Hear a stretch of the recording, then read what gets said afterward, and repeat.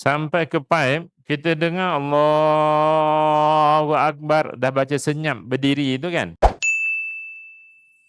Dan masa tu juga, kalau kita datang tu wuduk tak ada, sampai ke pipe, kita dengar Allahu Akbar, dah baca senyap berdiri itu kan. Pada masa tu, kita dah tak disunatkan basuh 3 kali. Afdal basuh sekali je. Dia banyak hukum dia tu bila kita dah lambat tu. Dah tak sunat dah. 3. Dia sekali untuk mendapatkan berjemaah. Buka buku Wahai Anakku tu, modul wuduk. Pergi sunat mengulang 3 kali. Sunat ke berapa? Ketiga ke? Ulang 3 kali. Cuba pergi ke bawah tu sampai jumpa afdal basuh sekali. Dia mula jumpa haram basuh 3 kali. Kemudian jumpa afdal basuh. Boleh jumpa tak afdal ni? Jumpa nanti share dengan kawan-kawan lah.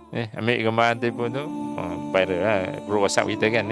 Kalau kita dah sampai lambat tadi, kita dah tak sunat basuh 3 kali, lepas tu dah tak dituntut pergi ke saf. Kalau kita pergi ke saf tu, imam assalamualaikum, nanti kita miss, maka kita kat tepi pintu je, Allah baru duduk.